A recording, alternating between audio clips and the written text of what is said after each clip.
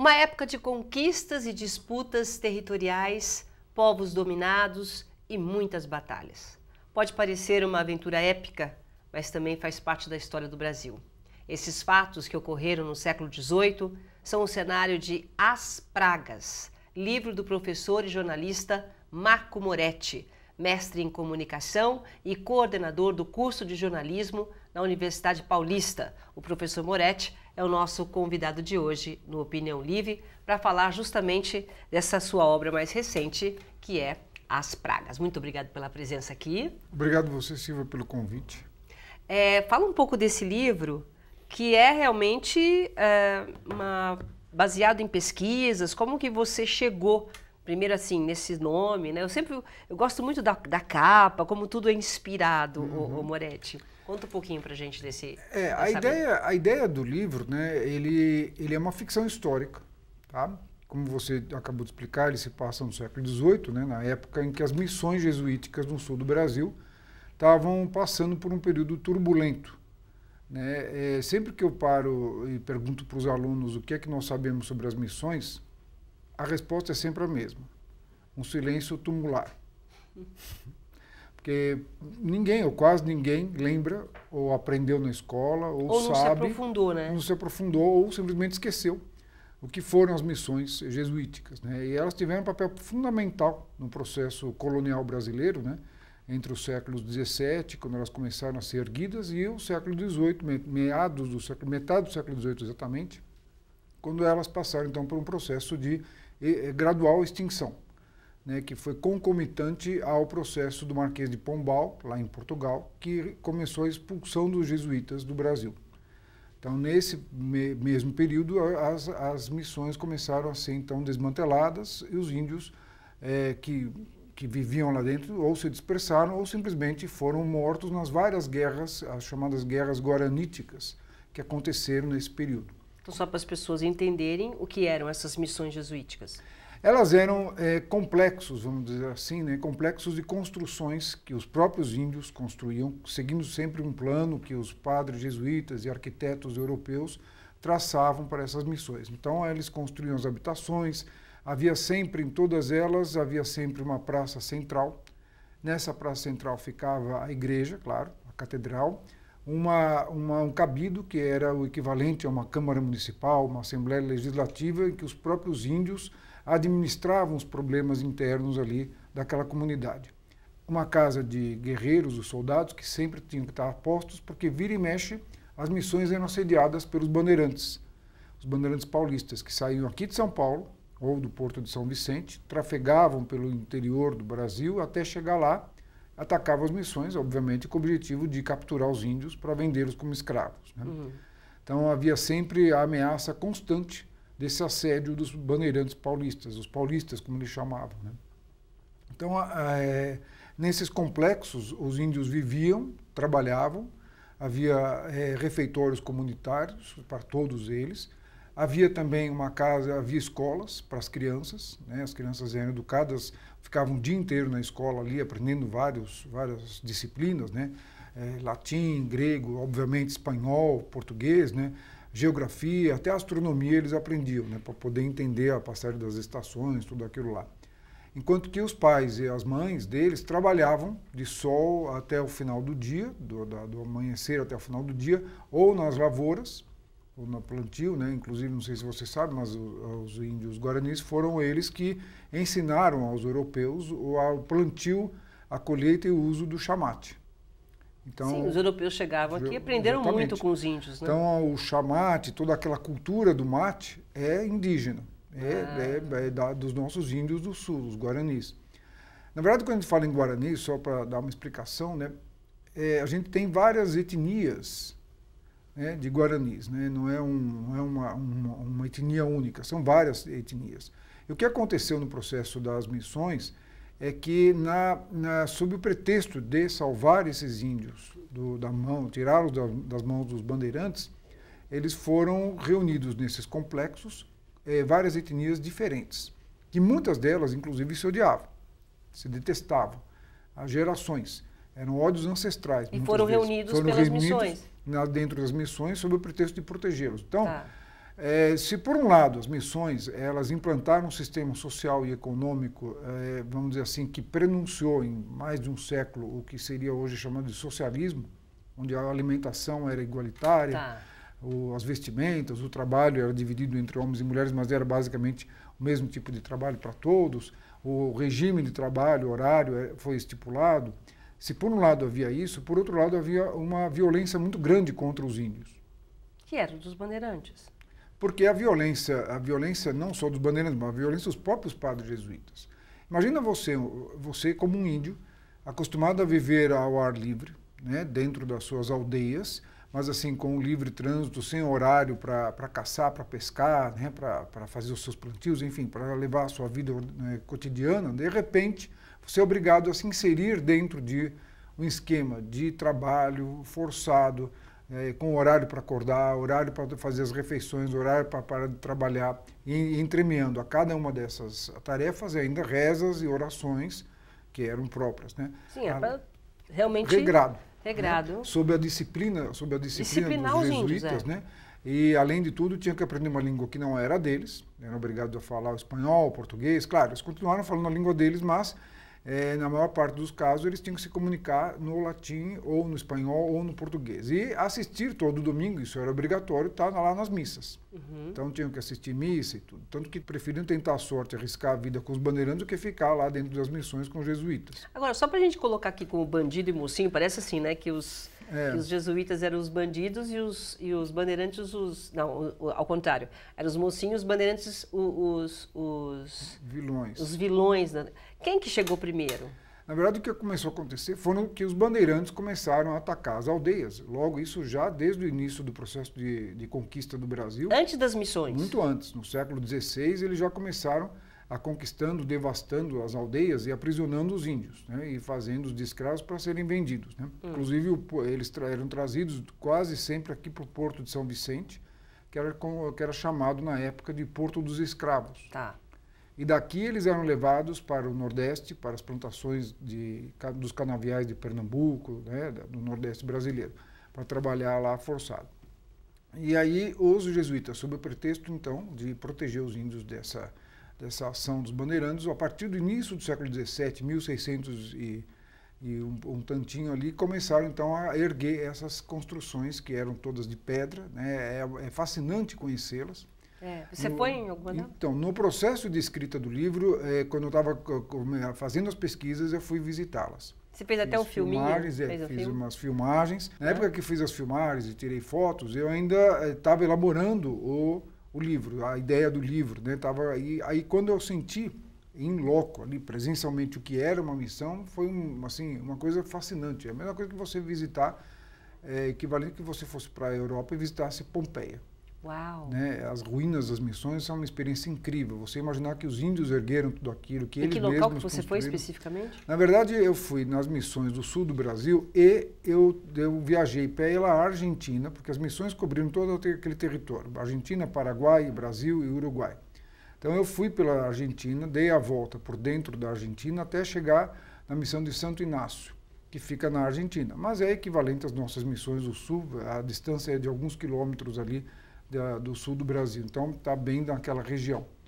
Então é o mesmo padrão de construção, é exatamente igual, todas elas eram feitas sempre seguindo o mesmo traçado, né, que eu expliquei, da Praça Central com a igreja, o cabido e tudo mais. Então seguia sempre aquele traçado e as casas dos índios, que nem um tabuleiro de xadrez, ordenadas direitinho lá, construídas de pedra.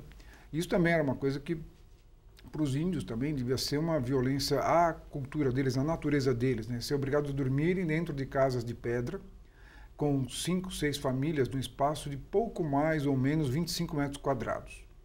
Então eram várias famílias. Só para você ter uma comparação,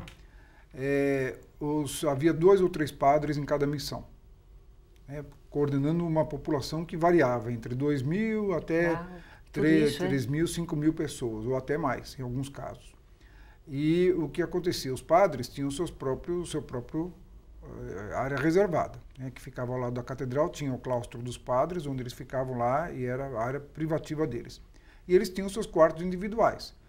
Para cada padre, mais ou menos o quarto equivalia a esses 25 metros quadrados, para uma pessoa só, para um padre só. enquanto que para os índios o mesmo espaço era dividido com 5, 6 famílias ali, todas ali meio que confinadas, né, dentro daquele espaço. Claro, os índios tinham a possibilidade de ir e vir das missões, elas eram abertas, podiam sair, né, para pescar, ir até o rio, lavar roupa, assim, enfim, fazer outras coisas. Mas normalmente eles tinham que dormir e ficar ali na área das missões. Então, mas você está falando de quantos padres que eram? 2 ou 3 padres. E quantos índios? Mais de 2.000 em média, mais de 2.000. E como que eles conseguiram disciplinar? Quer dizer, os índios eram livres, eles podiam simplesmente se rebelar. Mas no caso eles usaram o medo exatamente, dos bandeirantes. Então eles estão aqui para nos proteger, foi por isso? O medo isso? dos bandeirantes, e o medo é obviamente que foi incutido na cabeça deles da religião cristã. Certo. Então, obviamente que os padres, a primeira providência foi catequizar os índios. Com medo. Com medo. Né? Com medo das forças sobrenaturais, aquela coisa toda que a gente sabe da doutrina cristã tradicional. Né? Então, eles foram educados e doutrinados com esse medo incutido neles. E, então, isso é claro que manteve os índios pacificados. Sim, que tem que ter uma razão para eles aguentarem, eles eram pacificados, né? E, ao mesmo tempo, trabalhando servilmente. Muitas vezes, a verdade, o que a gente observa hoje, olhando com a distância do tempo, né, é que essas comunidades, elas serviam muitas vezes, inclusive, para preparar os próprios índios para trabalharem nas casas senhoriais, principalmente dos senhores lá do território espanhol. Então, eles já chegavam lá, já preparados. Já tinham um objetivo, né? Já tinham um objetivo, já preparados, sabendo falar a língua espanhola, já sabendo como não eram selvagens mais, já eram índios aculturados, né? Já preparados para aquela cultura senhorial das haciendas, né? Espanholas que eram erguidas lá no território que hoje é Argentina, Paraguai e Uruguai. Agora, em que as missões jesuíticas do século XVIII chamaram a atenção para justamente serem tema de sua obra? Você vai explicar no próximo bloco, tá bom? Um instante só, até já.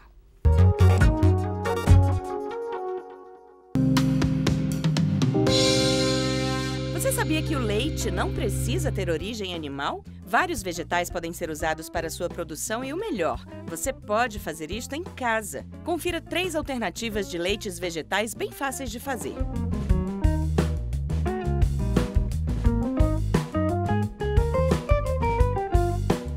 Leite de banana.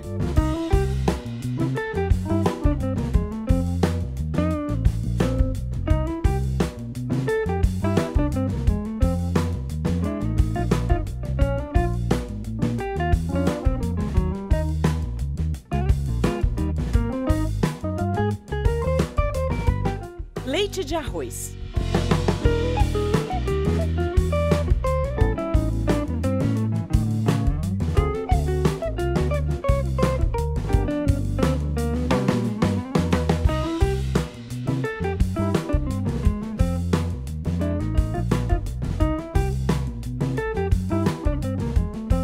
Leite de inhame.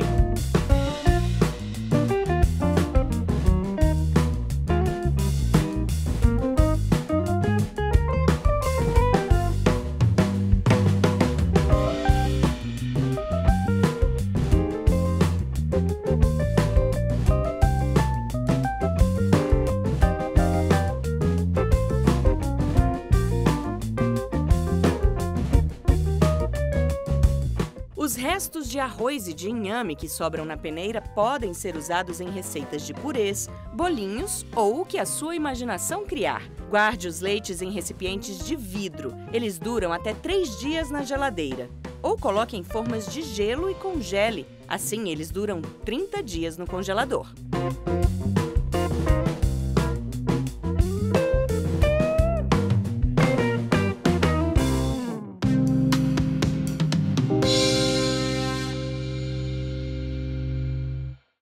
Meu bem, eu mal cheguei e já pintou outro frete. Tô indo embarcar a carga no caminhão e hoje mesmo eu viro a noite na estrada, viu? Tem certeza que tem condições de dirigir? Você precisa descansar, colocar o seu sono em dia. Tomar rebite, café, não resolve não, hein? Se você não tiver em condições, para no posto e descansa. Descansa. A gente faz de tudo para prevenir acidentes nas estradas. Descanse antes de pegar o volante, dirija com responsabilidade e conte com a gente nas estradas. Evitar acidentes também é com você, mas se acontecer, ligue pra gente. 191, Polícia Rodoviária Federal. Estamos de volta com o Marco Moretti, com o mais recente lançamento, As Pragas. E a pergunta que ficou é por que, justamente, né, em que essas missões jesuíticas do século XVIII te chamaram a atenção para serem tema da sua obra? O que aconteceu, Silvia, é que no processo que eu estava, então, criando a história, bolando, né, a trama e tal, o Brasil estava passando por aquela convulsão, que ainda continua, né, política e social e econômica que a gente está vivendo. E os fatos que se deram daquela época, estou falando em torno de 2016 para cá, né, foram tão assim absurdos, né, tão assim desconcertantes, imprevisíveis, né, que somente uma literatura imprevisível e absurda e fantástica dá conta de explicar ou entender um pouco do que aconteceu. Então eu comecei a pensar numa obra de ficção, obviamente, mas que servisse como uma espécie de metáfora para aquilo que a gente está vivendo hoje, que estamos vivendo nos tempos para cá. Tem bem a ver com o primeiro bloco, você explicou a missão de cada missão, né? Então, essa missão que eu criei no livro, chamada de Vera Cruz, ela nunca existiu, mas obviamente ela foi baseada em missões reais que eu visitei, né, das quais eu fiz algumas imagens, e também daquelas que eu pesquisei. Então eu construí essa missão, que é uma metáfora do Brasil de hoje, do nosso país. Então eu posso dizer que o livro é um retrato do Brasil dos últimos tempos. Tá. E as pragas que assolam essa missão... Você quer falar, por que o nome As Pragas? Então, as pragas, primeiro, claro, obviamente, ela é uma referência às pragas bíblicas, né, as pragas do Êxodo, lá da Bíblia. Mas aí eu pensei o seguinte, bom, as pragas bíblicas se referiam àquele contexto histórico e eu preciso pensar no contexto nosso atual, do Brasil. Então, que pragas são essas que vêm assolando o nosso país? Então, eu comecei a pensar e aí eu criei, então, a trama em torno dos acontecimentos que têm atingido o Brasil dos últimos tempos. Mas com a metáfora usando essa metáfora das missões. Quer dizer, o leitor ele tem que entender que você está fazendo... Ele vai entender, né, lendo o livro, ele vai conseguir fazer essa ligação entre aquilo que aconteceu há 3 séculos, ou aquele contexto histórico de 3 séculos, com o momento presente. Então a gente tem aí a lama, né, o lamaçal, que é uma referência... Uma das pragas. Uma das pragas, as lamas que a gente tem visto aí, de Brumadinho, e, né, das represas que estouraram. São 7 pragas, é isso? 7 pragas. 7. Você fez isso? Você usou 7 pragas? 7 pragas. Outras são os insetos. A gente tem aí todos aqueles insetos que acabaram transmitindo doenças, como chikungunya e tudo mais. Então faço essas referências, né? Além disso, os problemas de febres e tudo isso daí está lá. Mas uma das pragas que eu achei mais interessantes, que eu achei mais fortes, são as 2 que eu acho que mais têm dilacerado o nosso país. O delírio, a loucura que tomou conta do Brasil, onde ninguém mais se entende, parece que ninguém mais fala a mesma língua, né? A gente não consegue ter um momento de racionalidade. Então, esse delírio, essa loucura que tomou conta do Brasil e, é claro, o ódio e a violência que a gente está vendo acontecer aí nas redes sociais, no dia a dia. Então, essas são as pragas que mais, eu acho que têm afligido e mais têm provocado contratempos no nosso país. E o leitor consegue entender essa realidade da ficção? Você usou mais o quê? Realidade ou mais ficção? As 2 coisas. Claro que eu piso bastante na realidade, né? Porque toda obra que tem um fundamento assim visionário como essa, ela tem que partir da realidade, né, Silvia? Eu parto da realidade, tanto da realidade histórica quanto da realidade atual. E aí eu faço uma transfiguração, né? Eu recrio essa realidade sob um viés mais fantástico, mais exagerado, né? Na mesma linha que escritores clássicos já fizeram, como Kafka, né? Então eles trabalham nessa linha do visionário, da transfiguração da realidade. É mais ou menos nessa linha que eu trabalho.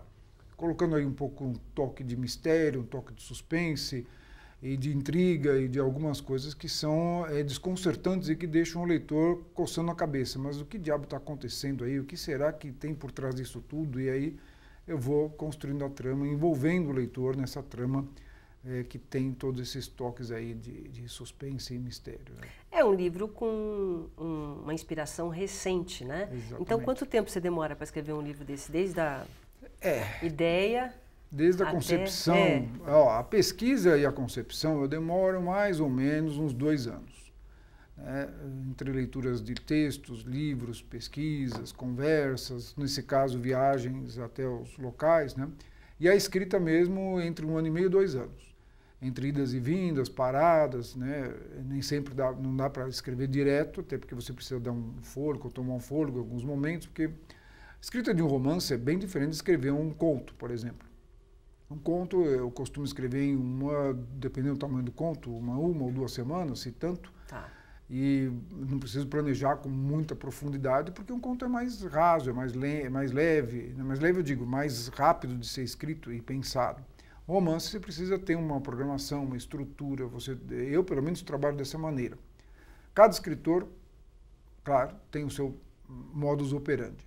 Cada escritor trabalha do jeito que ele se sente confortável em trabalhar. Eu gosto de planejar direitinho o livro antes de escrever a primeira palavra, pôr a primeira linha no texto. Eu primeiro planejo o livro do começo ao fim para entender onde eu vou chegar. Não que necessariamente eu vá seguir aquilo, Mas tem que ter uma meta, Mas tem uma meta. É como se fosse um mapa de onde eu vou chegar. Eu traço o caminho, posso sair do caminho e tal, mas eu sei que eu vou chegar lá de alguma maneira. Então, esse mapa, que é essa programação, esse planejamento prévio, eu gosto de fazer com muita cautela, com muita meticulosidade, para não me perder depois no meio do caminho.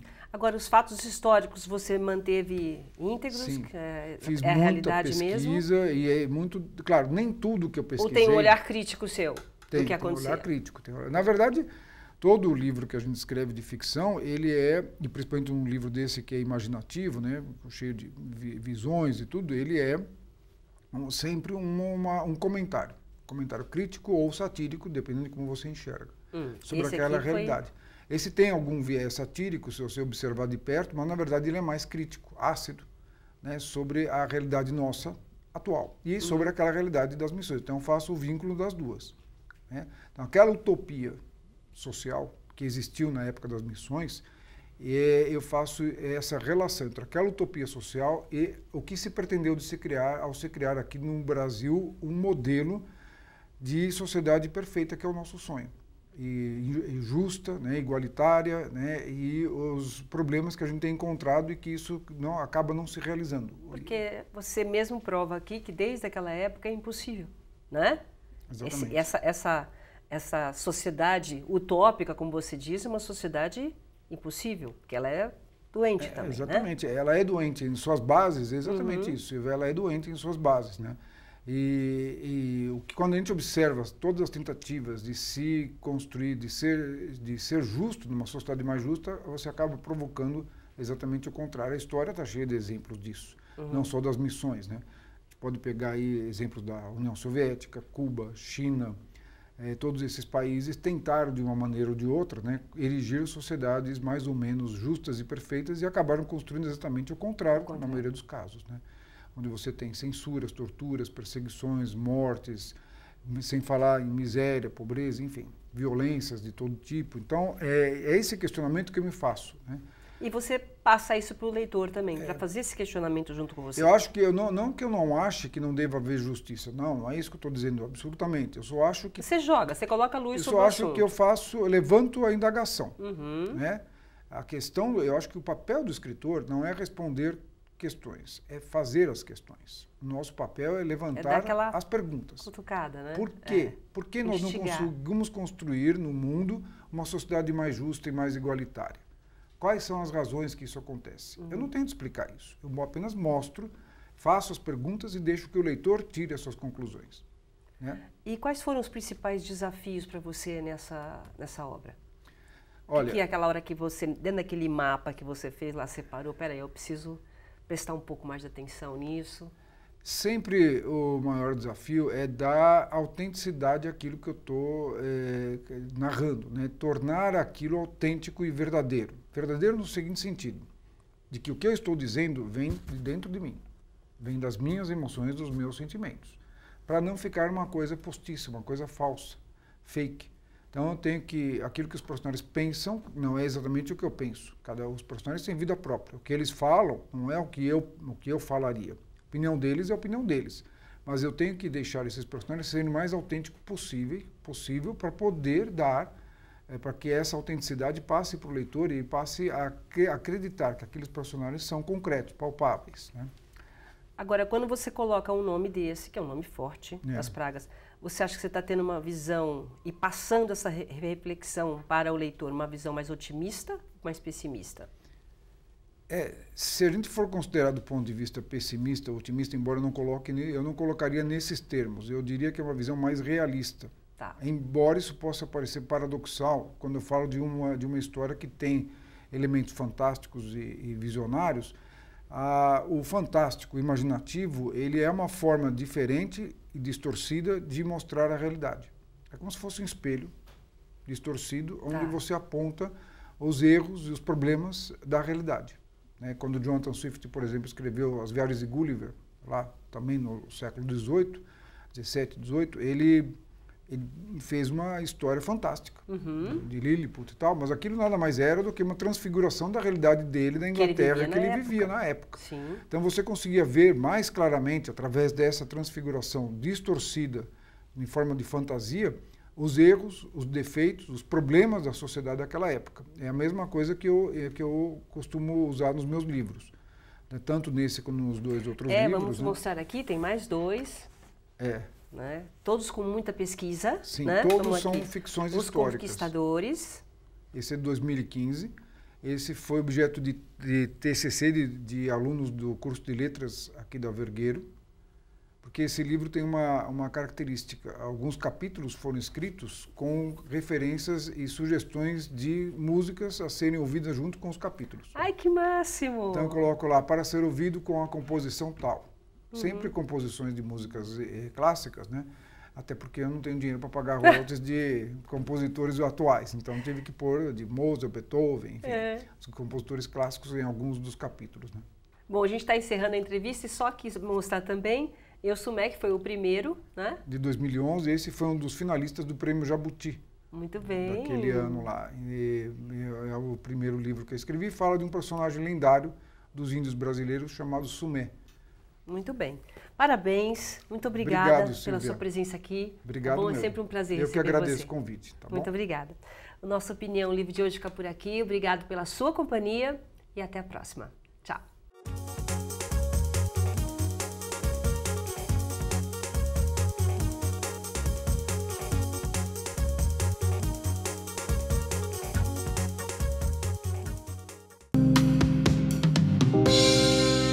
Você sabia que o leite não precisa ter origem animal? Vários vegetais podem ser usados para sua produção e o melhor, você pode fazer isto em casa. Confira 3 alternativas de leites vegetais bem fáceis de fazer.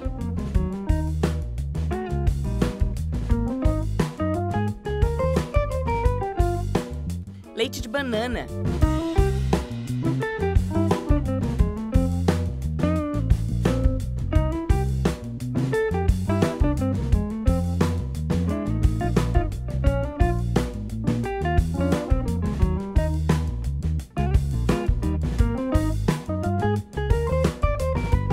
Leite de arroz.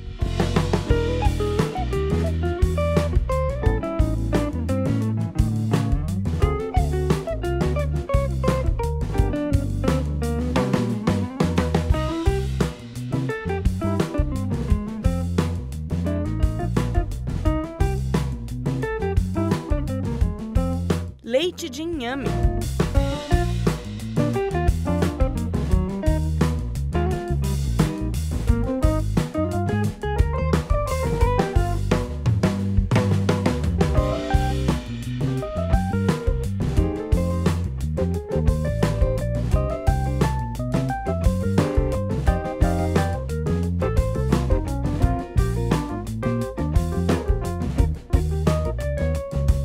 Os restos de arroz e de inhame que sobram na peneira podem ser usados em receitas de purês, bolinhos ou o que a sua imaginação criar. Guarde os leites em recipientes de vidro. Eles duram até 3 dias na geladeira. Ou coloque em formas de gelo e congele. Assim, eles duram 30 dias no congelador.